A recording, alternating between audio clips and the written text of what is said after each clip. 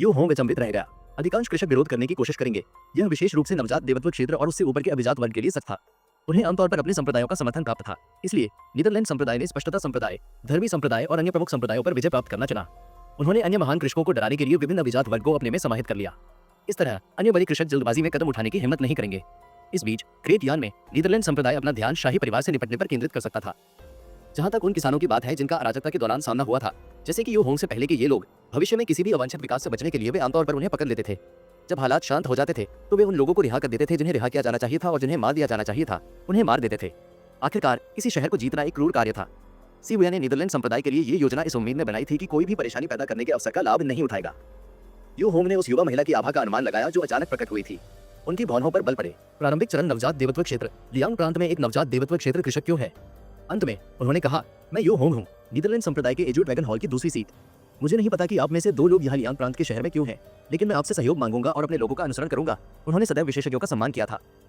Netherlands संप्रदाय के you Hong लू जो सामान्यतः केवल 4 महान संरक्षकों के बारे में ही जानता था। उन्होंने उन पर ज्यादा ध्यान नहीं दिया। उनकी राय में आखिरकार ये छोटे पात्र उनके ध्यान के योग्य नहीं थे।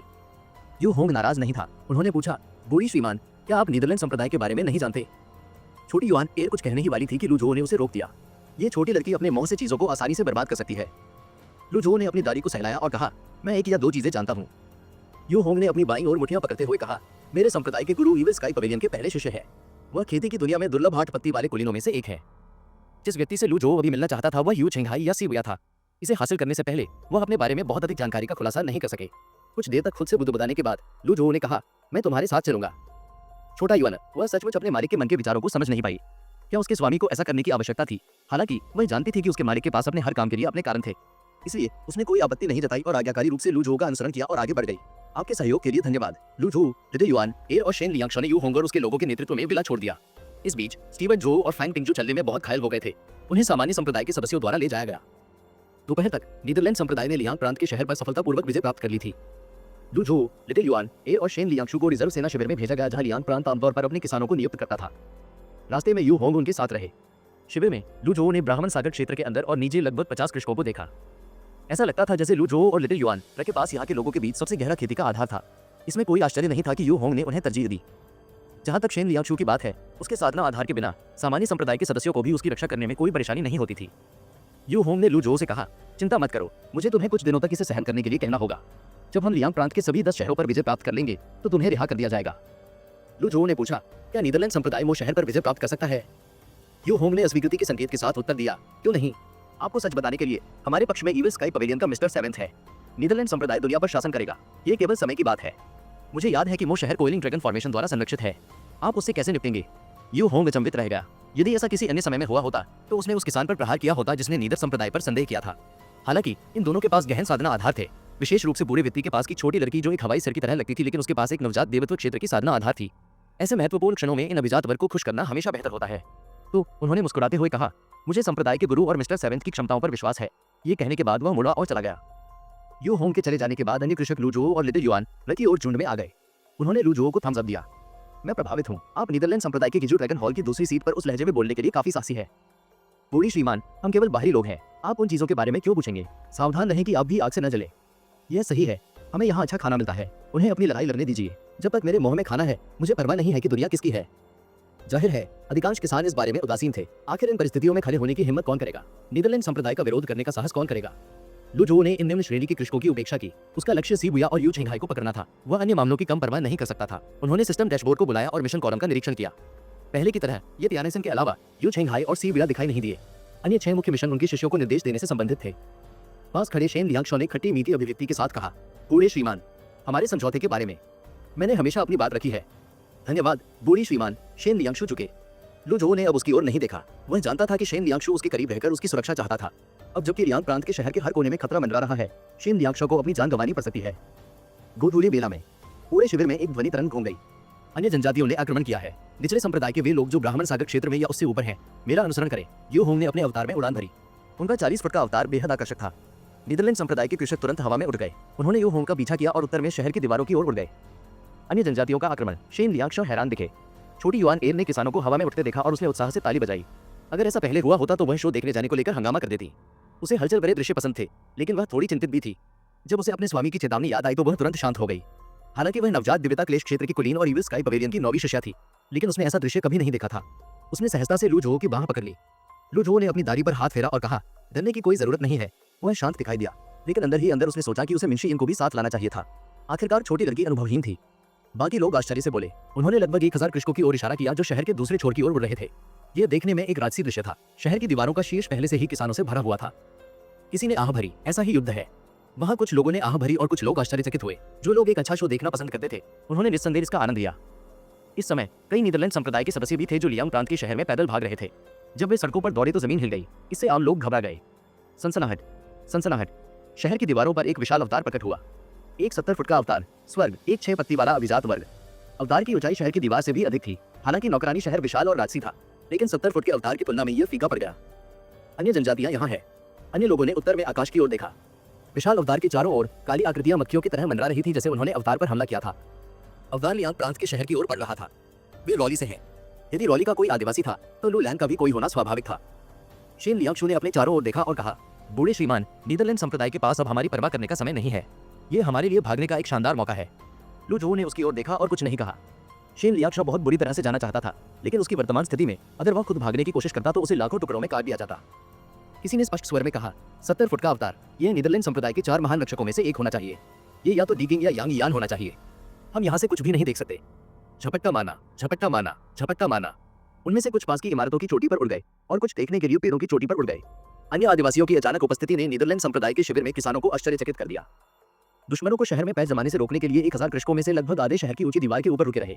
उसी समय उन्होंने अन्य जनजातियों पर हमला करने के लिए शहर की दीवार पर छोटी संरचनाओं को सक्रिय कर दिया, जो हवा से शहर पर आक्रमण करने की कोशिश कर रहे थे। जमीन पर मौजूद सैनिकों ने दीवारों और दरवाजों को मजबूत किया, जबकि दीवार पर खेती करने वालों को मजबूत किया, पुनः आपूर्ति की और उन्हें ठीक किया। जब कृषकों के बीच लड़ाई लगभग समाप्त हो गई तो युद्ध के मैदान की कमान संभालने का समय आ गया। राष्ट्रों के बीच युद्धों में अग्रिम पंक्ति के लोग आमतौर पर कृषक होते थे, जब तक कि कोई अन्य विकल्प न हो। ये ग्रेट यांग के साम्राज्य की नींव थी। ये भी खेती की दुनिया में लड़ने के सबसे बुनियादी तरीकों में से एक था। जब उसने कृषकों को ऊपर गिरते देखा तो शेन लियांगशु आश्चर्यचकित रह गया। एक क्षण के लिए वह निःशब्द हो गया। उसने साहस जुटाया और पूछा, बूढ़े श्रीमान, मुझे आश्चर्य है कि क्या मैं आपसे एक प्रश्न पूछ सकता हूँ? यह क्या है? लू जोहो अपनी दाढ़ी को सहला रहा था और उनके ऊपर लड़ाई देख रहा था। लियांग प्रांत के शहर के सैनिकों को नीदरलैंड संप्रदाय द्वारा पराजित किए जाने के बाद वे अन्य जनजातियों को पीछे हटाने के लिए केवल खुद पर भरोसा कर सकते थे। हालांकि यह सीबुया की गणना के भीतर होना चाहिए। वे इतने व्याकुल और शक्तिहीन क्यों दिखाई दिए? क्या यह जानबूझकर किया गया था? क्या आप लो संप्रदाय से हैं? बूढ़ी श्रीमान, शेन लियांगशु ने आखिरकार पूछा। आप ये क्यों कहोगे?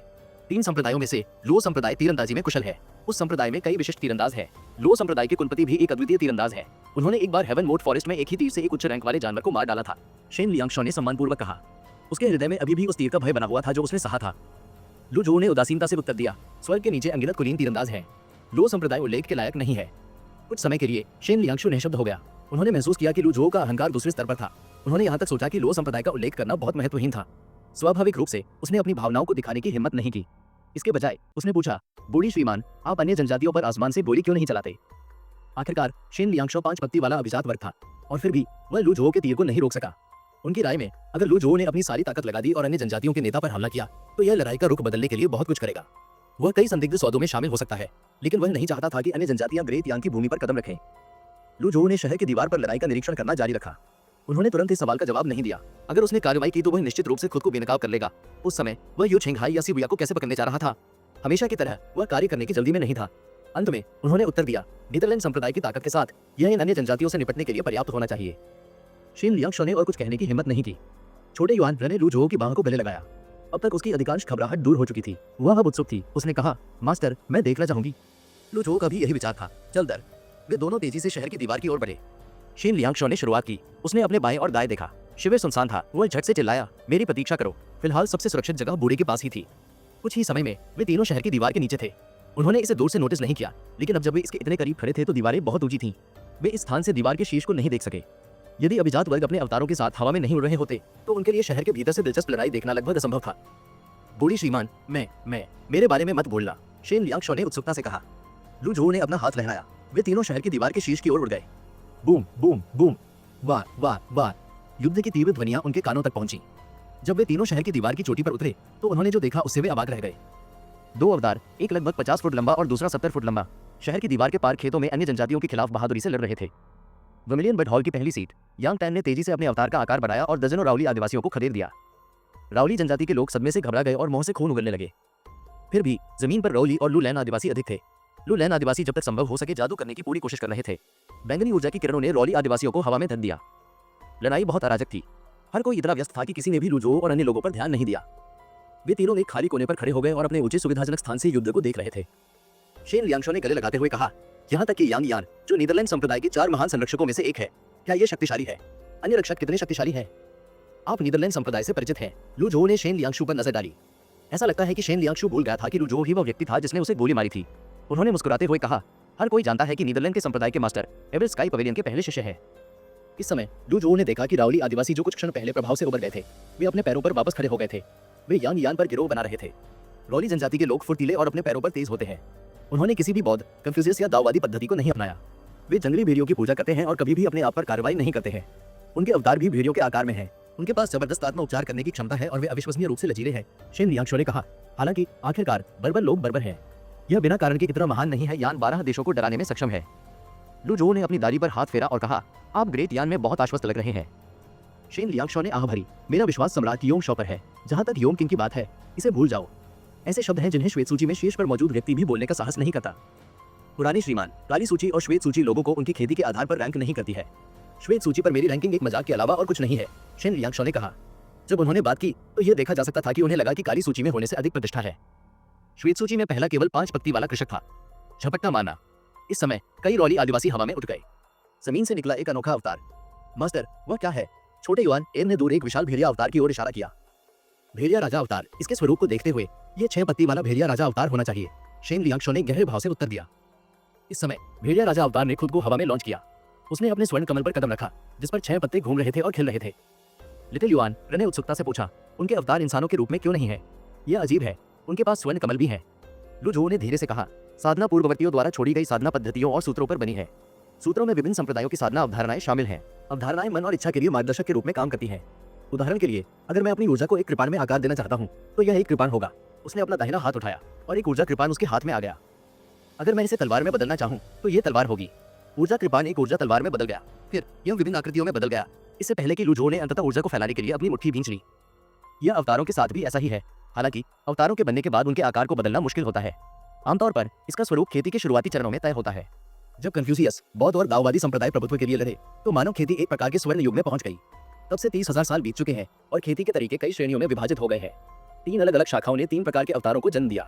अन्य जनजातियां जो प्रभावित हैं ग्रेट यान द्वारा, ग्रेट यान की खेती के तरीकों को विकसित किया जाएगा और एक ह्यूमनॉइड अवतार प्राप्त किया जाएगा। दूसरी ओर जो लोग ग्रेट यान से प्रभावित नहीं हैं, वे अपनी पैतृक मान्यताओं का पालन करते हैं। रावली आदिवासी भेड़िया राजा की पूजा करते हैं, इसलिए उनके पास भेड़िया राजा अवतार है। ओह, छोटे युआन एर ने सिर हिलाया।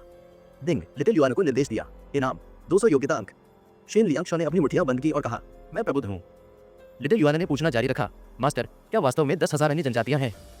लू जो इस विषय से बहुत परिचित नहीं था, वह केवल सामान्य उत्तर ही दे सका। हालांकि अपने आश्चर्य के लिए शेन लियांगशो ने मुस्कुराते हुए उत्तर दिया, वास्तव में किताबों में 10,000 अन्य जनजातियां दर्ज है। अकेले लियांग प्रांत के शहर में पूरे ग्रेट यान के आदिवासी हैं जो अलग अलग भाषाएं बोलते हैं। रोंगसी और रोंगबी को तो छोड़ ही दे। वर्षों के दौरान उन्हें युद्धों के माध्यम से आत्मसात किया गया है। जैसे जैसे समय बीतता गया, यह धीरे धीरे वर्तमान स्थिति में आ गया। ग्रेट यान जितना अद्भुत, मैं ये कहने के लिए कितनी दूर तक नहीं जाऊंगा, शेन लियांगशो ने उत्तर दिया। लिटिल युआन ने हवा में भेड़िया राजा अवतार की ओर इशारा किया और कहा, भेड़िया राजा अवतार के पास स्वर्ण कमल भी क्यों है? यानी अगर उन्होंने गुप्त रूप से ग्रेट यान की खेती के तरीके नहीं सीखे होते। ओह, शेन लियांगशो इस सवाल से स्तब्ध रह गया। उन्होंने पहले कभी इस पर विचार नहीं किया था। मास्टर, ऐसा क्यों है? लिटिल युआन आज बहुत सारे प्रश्न पूछ रहा है। लू जो की अभिव्यक्ति शांत थी। सौभाग्य से उसके बड़े हुए चेहरे की त्वचा काफी मोटी थी। उनके विचारों को कोई नहीं पढ़ सका। हालांकि उन्हें यह अजीब भी लगा, जीत यान दाओ के समृद्ध अनुभव के बावजूद उन्हें अपनी यादों में कोई जवाब नहीं मिला। यदि यह कन्फ्यूशियस, बौद्ध और दाववादी संप्रदायों की साधना पद्धतियों का सिद्धांत था, तो विचार आत्मा और इच्छा का समर्थन करते थे और इच्छा ही अवतार की उपस्थिति को निर्धारित करती है। यदि अन्य जनजातियों ने इन सिद्धांतों को नहीं समझा, तो उन्होंने स्वर्ण कमल भी क्यों प्रकट किया? इसे कौन समझा सकता है? अंततः कहने से पहले लू जो ने अपनी दाढ़ी पर हाथ फेरा। शायद यह बिल्कुल वैसा ही है जैसे मनुष्यों और जानवरों को जीविका के लिए भोजन की आवश्यकता होती है। वे मूल रूप से एक ही है। छोटी युआन एर ने यह दिखाने के लिए अपना सिर खुजाया कि उसे यह समझ में नहीं आया। इस समय 6 पत्ती वाला भेड़िया राजा अवतार यांग यान के 6 पत्ती वाले अवतार पर झपटा। बूम! ऊर्जा हवा में अशांत रूप से प्रवाहित हुई और हवा का एक तेज झोंका तेजी से चला। जो कोई भी लड़ाई के बहुत करीब था, उसके पैर हवा से उड़ गए। रक्षक यान, मैं आपकी मदद करूंगा। यू होंग ने अपने 4 पत्ती वाले अवतार के साथ यांग यान की ओर गोली चलाई। अब ये 2 बनाम 1 की लड़ाई थी। जैसे जैसे लड़ाई आगे बढ़ती गई, रावली अभिजात वर्ग ने और अधिक बहादुरी से लड़ाई लड़ी। उसके पीछे कई 100 लूलैन आदिवासी थे। उन्होंने जादू टोना करके उसका समर्थन किया। क्या दर्द है! जब छोटी युआन ने जादू देखा तो उसने अपने पैर पटक दिए। वह युद्ध के मैदान में घुसकर जादू टोना करने वालों का वध करना चाहती थी। लू झोउ ने कहा, मामूली जादू टोना करने वालों के बारे में चिंता करने की कोई जरूरत नहीं है। मोली और बामा जैसे भव्य जादूगर के बिना ये सहायक मंत्र युद्ध का रुख मोड़ने में सक्षम नहीं होंगे। इसके अलावा ये न्याल प्रांत के शहर के बाहर था, कोई बहुत बड़ा फॉर्मेशन नहीं था, यहाँ जादू टोना बहुत शक्तिशाली नहीं था। राउली अभिजात वर्ग ने एक के बाद एक 3 हमले किए। उनका भेड़िया राजा अवतार 3 भागों में विभाजित हो गया। उनमें से 2 यांग यान पर झपटे जबकि दूसरे यू होंग पर झपटे। यांग यान जल्दी से पीछे हट गया। वह अपने अवतार को शहर की दीवार की ओर ले गया। यू होंग केवल 4 पत्ती वाला किसान था। उस भारी प्रहार से वह लड़खड़ा गया। आधी हवा में उसे अपना अवतार याद आया। वह रॉली अभिजात वर्ग शक्तिशाली है। छोटा युआन एयर चौंक गया। युद्ध के मैदान में आक्रमण करने की उसकी इच्छा तुरंत शांत हो गई। वह झट से अपने मालिक की बाह से लिपट गई। लू झोउ ने कहा, भेड़िया राजा अवतार में बड़ी विस्फोटक शक्ति है और उसके पास अद्भुत अपराध है। यांग यान ने इस लड़ाई से पहले अपनी बहुत अधिक ऊर्जा खर्च की होगी। यदि यह एक निष्पक्ष लड़ाई होती तो यांग यान कभी नहीं हारता। ओह, समस्या ये थी कि दुनिया में कोई निष्पक्षता नहीं थी। शहर की दीवार पर तीरंदाजों ने अपने ऊर्जा तीर चलाए और उड़ते हुए अन्य जनजातियों पर तीर के बाद तीर चलाए। इस समय एक कृषक शहर की दीवार की ओर उड़ गया और जोर से घोषणा की, यह बुरा है, चौथा राजकुमार दक्षिण से जवाबी हमला शुरू कर रहा है। यांग यान हवा में मंडरा रही थी। शहर की दीवार बहुत विशाल थी। वह ये भी नहीं देख सका कि घोषणा किसने की थी। अकेले लू झोउ और अन्य जो भीड़ भरी शहर की दीवार पर खड़े थे। यांग यान ने कहा, लियो बिंग ने अन्य आदिवासियों के साथ मेरी मदद की है। इसके बारे में मिस्टर सेवेंथ को सूचित करें। समझा। नीदरलैंड संप्रदाय को तुरंत एक अनिश्चित स्थिति में डाल दिया गया। उन्हें चिमटा दिया गया। फिलहाल वे शहर की दीवार और फॉर्मेशन की सुरक्षा पर भरोसा कर सकते थे। फिलहाल कोई जल्दी नहीं थी। हालांकि अगर यह जारी रहा तो नीदरलैंड संप्रदाय निश्चित रूप से नुकसानदेह स्थिति में आ जाएगा। सी विला क्या खेल रहा है?